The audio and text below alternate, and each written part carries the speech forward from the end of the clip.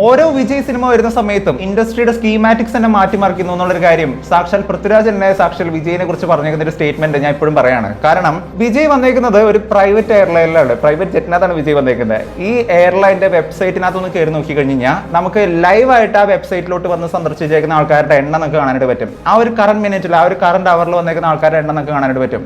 ഞാനിന്ന് നോക്കുന്ന സമയത്ത് കാണാൻ പറ്റുന്ന ഒരു കാര്യം എന്താണെന്ന് വെച്ച് കഴിഞ്ഞാൽ, കറന്റ് ആയിട്ട് ആ വിജയ് വരുന്ന സമയത്ത് എയർലൈൻ വന്ന് ഇറങ്ങുന്ന സമയത്തുള്ള ആ വെബ്സൈറ്റിലെ ട്രാഫിക് എന്ന് പറയുന്നത് 5000-ന് മേലെ ആയിരുന്നു ഉള്ളൊരു കാര്യം വേണം പറയാനായിട്ട്. അത്രയും ഷോർട്ടായിട്ട് പറയുന്ന സമയത്ത് നിങ്ങൾക്ക് കാര്യങ്ങൾ മനസ്സിലായിട്ടുണ്ടാവും.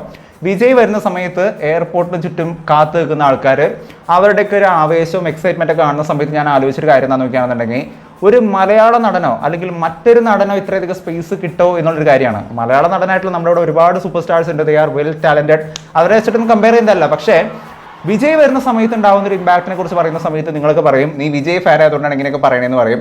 സൂര്യ വന്നേക്കുന്ന സമയത്തും സൂര്യയ്ക്ക് അടിപൊളി ഒരു ഇമ്പാക്റ്റ് ഉണ്ടാക്കാനായിട്ട് പറ്റിയിട്ടുണ്ട്. 6 വർഷം മുമ്പ് താനാസേറിന്റെ കൂട്ടം എന്ന് പറയുന്ന സിനിമയുടെ ഒരു പ്രൊമോഷന്റെ ഭാഗമായിട്ട് വന്നേക്കുന്ന സമയത്ത് ഒരുപാട് പേരെ ഇൻഫ്ലുവൻസ് ചെയ്യാൻ പറ്റുന്ന തരത്തിൽ ഒരുപാട് ക്രൗഡ് ഉണ്ടാക്കാൻ പറ്റിയിരിക്കുന്ന ഒരു അടിപൊളി നടൻ തന്നെയാണ് സൂര്യ എന്ന് പറയുന്നത്. നമ്മുടെ മമ്മൂക്ക പറഞ്ഞേക്കുന്ന പോലെ സൂര്യ ഒരു തമിഴ് നടനല്ല, മലയാളികളുടെ നടനാന്ന് പറയുന്ന പോലെ തന്നെ ആ ഒരു സ്റ്റേറ്റ്മെന്റ് തന്നെ ഞാനും പറയുന്ന ഒരാളാണ്. പക്ഷേ ഇത്രയും മാത്രം ഒരു ക്രേസ് ഉണ്ടാക്കിയെടുക്കാനായിട്ട് വരുന്ന വഴിയാണെങ്കിലും അദ്ദേഹം ഇപ്പോൾ എവിടെ എത്തി എന്നുള്ള കാര്യങ്ങളൊക്കെ നോക്കി നിൽക്കുന്ന ഒരു ഫാൻ ബേസ്, ഒരു ഫാൻ പവർ എന്ന് പറയുന്നത് അത് മറ്റൊരു ഇൻഡസ്ട്രിയൽ നടനും ഇല്ല എന്നുള്ളൊരു കാര്യം എനിക്ക് തോന്നുന്നത്. എന്തിനാണെങ്കിലും വിജയനെ കുറിച്ച് പറയുന്ന സമയത്ത് ഗോട്ട് എന്ന് പറയുന്ന ഒരു സിനിമയുടെ, God cinema greatest of all time എന്ന് പറയുന്ന സിനിമയുടെ ഭാഗമായിട്ടാണ്, അതിന്റെ ഷൂട്ടിങ്ങിന്റെ ഭാഗമായിട്ടാണ് കേരളത്തിൽ വന്നേക്കുന്നത്. കുറച്ച് ദിവസം മുമ്പ് തന്നെ എൻ്റെ അപ്ഡേറ്റുകളും കാര്യങ്ങളൊക്കെ ഉണ്ടായിരുന്നു. അതൊക്കെ കണ്ടിട്ട് തന്നെയാണ് ഇപ്പോൾ ഫാൻസുകാരൊക്കെ അവിടെ ചെന്നേക്കുന്നത്. ഒരുപാട് പേര് വന്ന് ക്രൗഡ് അയക്കുന്ന ഒരു മൊമെന്റ് തന്നെയായിരുന്നു എന്ന് പറയുന്നത്. നീണ്ട 14 വർഷങ്ങൾക്ക് ശേഷമാണ് അദ്ദേഹം തിരിച്ച് കേരളത്തിലോട്ട് വന്നിരുന്നത്. ഞാൻ താങ്ക്സ് ടു വെങ്കട് പ്രഭു, അദ്ദേഹത്തിന്റെ സിനിമയിലൂടെയാണ് നീണ്ട 14 വർഷങ്ങൾക്ക് ശേഷം വിജയ്, 14 വർഷങ്ങൾക്ക് മുമ്പ് വിജയ് എങ്ങനെയായിരുന്നുള്ള കാര്യം ഞാൻ ചിന്തിക്കുകയാണ്. അദ്ദേഹം അന്നൊരു സ്റ്റാർ ആയിരുന്നു, ഒരു വലിയ സ്റ്റാർ തന്നെയായിരുന്നു. പക്ഷേ 14 വർഷങ്ങൾക്ക് മുമ്പുള്ള വിജയ് സിനിമകളുടെ ഒരു അന്തരവും ഇന്ന് വന്നിരിക്കുന്ന വിജയ് സിനിമകളുടെ ഒരു അന്തരം എന്ന് പറയുന്നത് ഒരുപാട് ഡിഫറൻസ് ഉണ്ട്. പണ്ടത്തെ ഒരു എന്താ പറയുക, ചില ആൾക്കാരൊക്കെ പറയുന്ന പോലെ വെരുത്തനം എന്ന് പറയുന്ന ഒരു സ്ലാങ് ഒക്കെ മാറ്റിയിട്ട് ഇപ്പോൾ വിജയ് എന്ന് പറയുന്നത് ലിയോ എന്ന് പറയുന്ന സിനിമ തന്നെ അദ്ദേഹത്തിന്റെ ട്രെൻഡ് തന്നെ മാറ്റിക്കുന്ന ഒരു സമയത്ത്, ലിയോ സിനിമയ്ക്ക് ശേഷം ഞാൻ ഒരുപാട് വിചാരിച്ചൊരു കാര്യം തന്നെയായിരുന്നു, ലിയോ സിനിമയുടെ ഭാഗമായിട്ട് വിജയ് എന്തായാലും കേരളത്തിൽ വരുന്നുള്ളൊരു കാര്യമാണ്. കാരണം കേരളത്തിൽ അത്രയും മാത്രമായിരുന്നു ആ സിനിമയുടെ ഇമ്പാക്ട് എന്ന് പറയുന്നത്. ഇവിടെ നമ്മൾ അതിൻ്റെ വീഡിയോസിൽ ഒരുപാട് ചെയ്തിട്ടുണ്ട്. ആൻഡ് കുറേയധികം ആൾക്കാർ സിനിമകൾ കണ്ടിട്ടുണ്ട്. ആൻഡ് ലിയോ സിനിമയുടെ ഫസ്റ്റ് ഡേ കളക്ഷൻ എന്ന് പറയുന്നത് ഇതുവരെ ഒരു മലയാള സിനിമയ്ക്ക് ബ്രേക്ക് ചെയ്യാനായിട്ട് സാധിച്ചിട്ടില്ല. സോ അത്രയും മാത്രം ഒരു ഇമ്പാക്ട് ഉണ്ടാക്കിയ ഒരു സിനിമ എന്ന് പറയുന്ന സമയത്ത് അന്ന് അദ്ദേഹം വരും എന്നുള്ളൊരു കാര്യം ഞാൻ പ്രതീക്ഷയായിരുന്നു. പക്ഷേ കുറച്ച് നേരം വൈകിയെങ്കിലും ഗോഡ് സിനിമയുടെ ഭാഗമായിട്ട്, ആ ഷൂട്ടിങ്ങിൻ്റെ ഭാഗമായിട്ട് അദ്ദേഹം എത്തിയേക്കാണ്. And I'm very happy for that.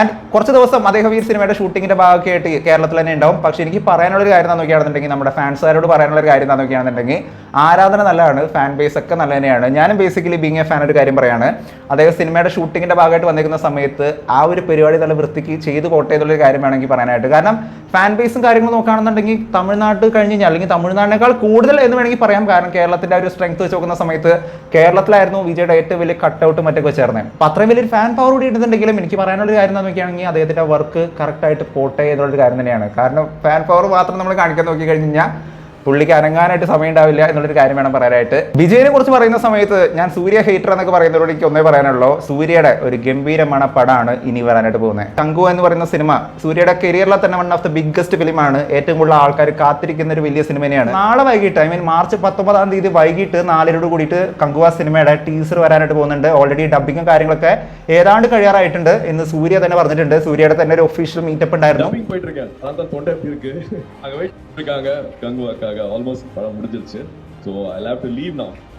കങ്കുവിനെ കുറിച്ച് പറയുന്ന സമയത്ത് എനിക്ക് എനിക്ക് ഓർമ്മ വരുന്ന ഒരു കാര്യം എന്താണെന്ന് നോക്കുകയാണെന്നുണ്ടെങ്കിൽ, ലിയോ സിനിമയുടെ ഷൂട്ടിങ്ങിന്റെ സമയത്ത്, ലിയോ സിനിമയുടെ ബഡ്ജറ്റും കാര്യങ്ങളൊക്കെ പറയുന്ന സമയത്ത് ഈ സിനിമയുടെ ഒപ്പത്തിനൊപ്പം നിന്നായിരുന്ന ഒരു സിനിമയായിരുന്നു കങ്കുവ എന്ന് പറയുന്നത്. ഇൻ ടേംസ് ഓഫ് കോസ്റ്റ് ആണെങ്കിലും OTT റൈറ്റ്സ് വിൽക്കപ്പെട്ടേക്കുന്നതിൻ്റെ ഒരു എമൗണ്ട് കാര്യങ്ങളൊക്കെ വെച്ച് നോക്കുന്ന സമയത്തും കങ്കുവയുടെ ആ ഒരു എമൗണ്ട് എന്ന് പറയുന്നത് ഏകദേശം കട്ടക്കേട്ട് തന്നെയായിരുന്നു. ആ സമയത്ത് നമ്മൾ വീഡിയോസിലും മറ്റൊക്കെ ചെയ്തിട്ടുണ്ട്. സോ ഇത്രയും വലിയൊരു ക്യാൻവാസിൽ വന്നേക്കുന്ന ഒരു സിനിമ എന്ന് പറയുന്ന സമയത്ത് എന്താണ് ഇതിനകത്ത് പണി വെച്ചേക്കണേ എന്നുള്ളൊരു കാര്യം ഞാനും കാണാനായിട്ട് ഭയങ്കരമായിട്ട് ആഗ്രഹിക്കുന്ന ഒരു കാര്യമാണ്. ഈ സിനിമയുടെ ഡയറക്ടറിൽ കുറച്ച് വിശ്വാസവും കാര്യങ്ങളൊക്കെ ഉണ്ടെന്നുണ്ടെങ്കിലും കുറേ ആൾക്കാർ പറഞ്ഞേക്കുന്ന കാര്യമാണ് ഈ ഡയറക്ടർ എല്ലാ കാര്യങ്ങളും കൊള്ളാക്കുന്നുള്ള കാര്യമാണ്. പക്ഷേ ഇതുവരെയുള്ള സിനിമയുടെ പോസ്റ്റേഴ്സ് ആണെന്നുണ്ടെങ്കിൽ, അല്ലെങ്കിൽ വിഷ്വൽസും കാര്യങ്ങളൊക്കെ നോക്കുന്ന സമയത്തും ഒരു ഫസ്റ്റ് ലുക്ക് വന്നായിരുന്നു, ഫസ്റ്റ് ലുക്ക് വീഡിയോ വന്നായിരുന്നു. അത് കാണുന്ന സമയത്ത് ഞാൻ ഭയങ്കരമായിട്ട് ഇൻട്രസ്റ്റ് ആയിരുന്നു. നാളെ മാർച്ച് 19-ാം തീയതി വൈകിട്ട് 4 കൂടിയിട്ട് എത്താനായിട്ട് പോവാണ്. സീൻ മാറ്റലിനെ കുറിച്ച് പറയുന്ന സമയത്ത് എനിക്ക് ആദ്യം ഓർമ്മ വരുന്ന ഒരു കാര്യം എന്താണെന്ന് നോക്കുകയാണെന്നുണ്ടെങ്കിൽ, മലയാളത്തിന്റെ സീൻ മാറ്റലാണ്. മക്കളെ ഞാൻ പറഞ്ഞു തോറ്റു, അതുകൊണ്ട് ഞാൻ വീണ്ടും ആ വാക്ക് പറയാനായിട്ട് ഉദ്ദേശിക്കുന്നില്ല. സീൻ മാറ്റി എന്ന് പറയുന്ന കാര്യം ഞാൻ പലവണ പറഞ്ഞു. മഞ്ഞുമൽ ബോയ്സ് പറയുന്ന സിനിമ 200 കോടി നേടി എന്നുള്ള കാര്യങ്ങളാണ് ഇപ്പോൾ പല ആൾക്കാരും പറയുന്നത്. 200 കോടി നേടിയേക്കുന്ന ഒരു സിനിമ എന്നാണ് പറയുന്നത്. ഈ സിനിമയുടെ ഒരു എസ്റ്റിമേറ്റ് നമ്മൾ മുമ്പേ 100 കോടി അടിച്ചിരിക്കുന്ന സമയത്ത് തന്നെ പറഞ്ഞൊരു കാര്യം ഉണ്ടായിരുന്നു, സിനിമ 200 കോടി അടിച്ച് 220 കോടി വരെ പോകുന്നുള്ള കാര്യങ്ങളൊക്കെയാണ് ഇതിന്റെ ഒരു സ്റ്റേറ്റ്മെന്റ്. ഐ മീൻ ഇതുവരെയുള്ള പ്രഡിക്ഷൻ പറയുന്ന ഒരു കാര്യം എന്ന് പറയുന്നത്. പക്ഷേ ഇപ്പോൾ ഈ സിനിമ 200 കോടി അടിച്ചു എന്നുള്ളൊരു കാര്യം ചോദിക്കുകയാണെന്നുണ്ടെങ്കിൽ ഈ സിനിമ 200 കോടി അടിച്ചിട്ടില്ല എന്നുള്ളൊരു കാര്യം വേണം പറയാനായിട്ട്. മഞ്ഞുമൽ ബോയ്സിന്റെ റിപ്പോർട്ടുകൾ വായിക്കുന്ന സമയത്ത് മനസ്സിലാക്കാൻ പറ്റുന്ന ഒരു കാര്യം എന്താണെന്ന് നോക്കുകയാണെന്നുണ്ടെങ്കിൽ ഇന്ത്യയിൽ മാത്രം ഈ സിനിമ 107.75 കോടി, അതായത് 107 കോടി 75 ലക്ഷം രൂപ ഇന്ത്യയിൽ നിന്ന് കളക്ട് ചെയ്തിട്ടുണ്ട്. ഇത് കൂടാതെ ഓവർസീസ് കളക്ഷൻ ആയിട്ട് ഈ സിനിമയുടെ കളക്ഷൻ എന്ന് പറയുന്നത് 65 കോടിയാണെന്നുള്ളൊരു കാര്യമാണ് പറയുന്നത്. അങ്ങനെ ടോട്ടൽ ആയിട്ട് 187.5 കോടി രൂപയാണ് ഈ സിനിമ ഇതുവരെ അടിച്ചേക്കുന്നുള്ള കാര്യമാണ്. ഐ മീൻ റെക്കോർഡ് നേടിയേക്കുന്നുള്ള കാര്യമാണ് ഈ സിനിമയെ കുറിച്ച് വന്നേക്കുന്ന ഒരു ഫൈനൽ ഔട്ട് എന്ന് പറയുന്നത്. അപ്പൊ ഇങ്ങനെ നോക്കുന്ന സമയത്ത് ഈ സിനിമ 200 കോടി നേടിയെന്നുള്ള കാര്യമൊക്കെ ആണെന്നുണ്ടെങ്കിൽ സിനിമ ഇതുവരെയും 200 കോടി നേടിയിട്ടില്ല. പക്ഷേ വിത്തിൻ 1 വീക്ക്, അതായത് ഈ ഒരു വീക്ക് എൻഡ് ആവുന്നതോട് കൂടിയിട്ട് സിനിമ എങ്ങനെ പോയി കഴിഞ്ഞാൽ 200 കോടി അടിക്കുന്ന കാര്യത്തിൽ ഉറപ്പാണ്. കാരണം എന്താണെന്ന് നോക്കുകയാണെന്നുണ്ടെങ്കിൽ സിനിമയുടെ ട്രെൻഡ് നോക്കുന്ന സമയത്ത് ഇപ്പോഴും ഈ സിനിമ നല്ല ഗംഭീരമാണ് ട്രെൻഡ് സെറ്റിംഗ് ആയിട്ടുണ്ട് പോയിക്കൊണ്ടിരിക്കുന്നത്. സിനിമയുടെ ഒരു റെക്കോർഡിനെ കുറിച്ച് പറയുകയാണെങ്കിൽ നമ്മൾ മുമ്പ് തന്നെ ഒരുപാട് കാര്യങ്ങൾ പറഞ്ഞിരുന്നു. തമിഴ്നാട്ടിൽ നേടിക്കൊണ്ടിരിക്കുന്ന റെക്കോർഡിനെ കുറിച്ച് നമ്മൾ മുമ്പ് തന്നെ പറഞ്ഞിരുന്നു. പക്ഷേ ഇപ്പോൾ വന്നിരിക്കുന്ന ഒരു സ്റ്റേറ്റ്മെന്റ് എന്താണെന്ന് നോക്കുകയാണെന്നുണ്ടെങ്കിൽ തമിഴ്നാട്ടിൽ മാർവൽ അവഞ്ചേഴ്സ് ഉണ്ടാക്കിയിരിക്കുന്ന റെക്കോർഡ് പോലും ബ്രേക്ക് ചെയ്തേക്കാണ് നമ്മുടെ മലയാള സിനിമയായിട്ടുള്ള മഞ്ഞുമൽ ബോയ്സിനുള്ള കാര്യമാണ് വന്നേക്കുന്നത്. തമിഴ് സിനിമയിൽ ആദ്യം 50 കോടി അടിച്ചിരിക്കുന്ന മലയാള സിനിമ എന്ന് പറയുന്ന റെക്കോർഡ് കൂടി മഞ്ഞുമൽ ബോയ്സിന് സ്വന്തമായേക്കാണ്.